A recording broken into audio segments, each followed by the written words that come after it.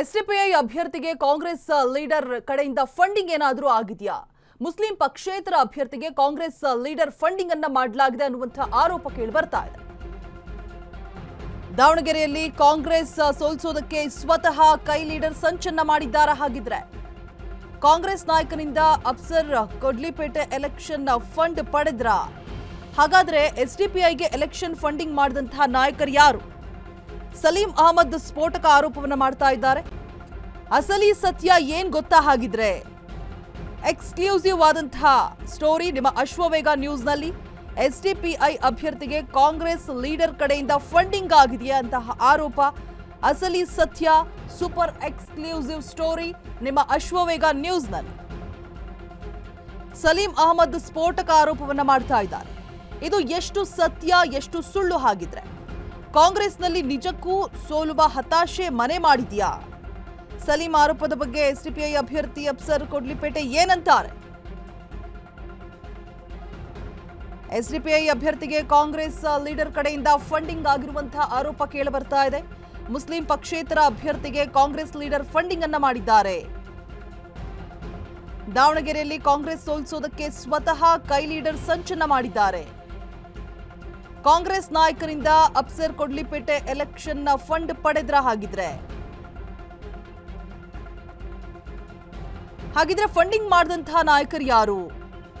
ಸಲೀಂ ಅಹಮದ್ ಸಂದರ್ಶನದಲ್ಲಿ ಬಾಯ್ಬಿಟ್ಟಿರುವಂತಹ ಸ್ಫೋಟಕ ಅಂಶ, ಸ್ಫೋಟಕ ಆರೋಪ ಮಾಡ್ತಾ ಇದ್ದಾರೆ. ಅಸಲಿ ಸತ್ಯ ಏನ್? ಹಾಗಿದ್ರೆ ಏನಾದ್ರೂ ದಾಖಲಾತಿಗಳಿದೆಯಾ? ಕಾಂಗ್ರೆಸ್ನಲ್ಲಿ ನಿಜಕ್ಕೂ ಸೋಲುವಂತಹ ಹತಾಶೆ ಮನೆ ಮಾಡಿದೆಯಾ? ಒಂದಷ್ಟು ಅನುಮಾನಗಳು ಹುಟ್ಟುಹಾಕ್ತಾ ಇದೆ. ಸೊ ಫಂಡಿಂಗ್ ನಿಜಕ್ಕೂ ಆಗಿದೆಯಾ? ಹಾಗಿದ್ರೆ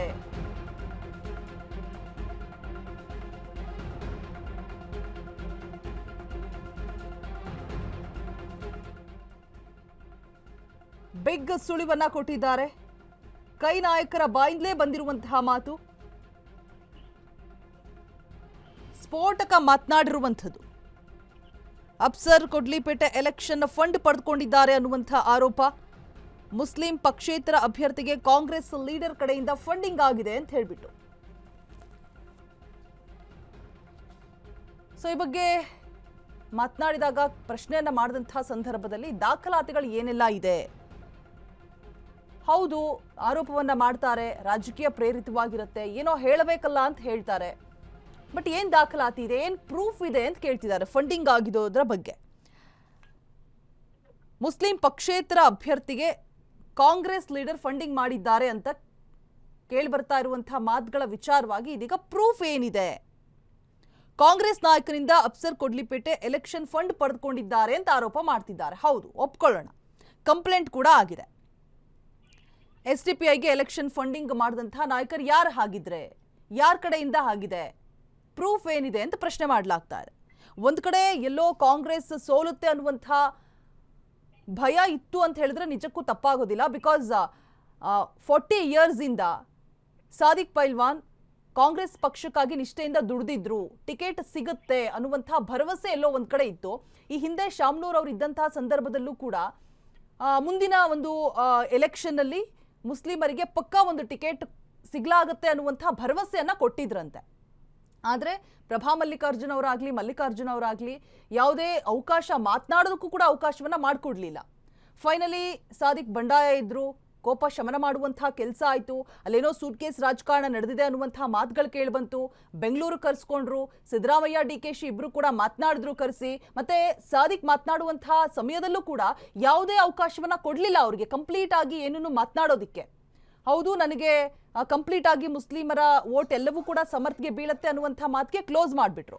ಸೊ ಇದೆಲ್ಲವನ್ನು ಕೂಡ ಅಬ್ಸರ್ವ್ ಮಾಡ್ತಾ ಹೋದಾಗ ಎಲ್ಲೋ ಒಂದು ಕಡೆ ವೋಟ್ಗಳು ಮಿಸ್ ಆಗತ್ತೆ, ಮುಸ್ಲಿಮರ ಕಂಪ್ಲೀಟ್ ವೋಟ್ಗಳು ಕಾಂಗ್ರೆಸ್ಗೆ ದಕ್ಕೋದಿಲ್ಲ, ಸಮರ್ಥ್ಗೆ ದಕ್ಕೋದಿಲ್ಲ ಅಂತ ಹೇಳ್ಬಿಟ್ಟು ಈ ರೀತಿಯಾಗಿ ನಡೆದಿರಬಹುದಾ ಅನ್ನುವಂತಹ ಸಂಶಯ, ಅನುಮಾನ ಖಂಡಿತವಾಗಿಯೂ ಮೂಡುತ್ತೆ. ಸೊ ಹಾಗಾಗಿ ಸದ್ಯಕ್ಕೆ ಕೇಳಿ ಬರ್ತಿರುವಂತಹ ಆರೋಪ, ದಾಖಲಾತಿಗಳು ಏನೆಲ್ಲ ಇದೆ, ನಿಜಾನ ಸುಳ್ಳ? ಸಲೀಂ ಅಹಮದ್ ಕೊಟ್ಟಿರುವಂತಹ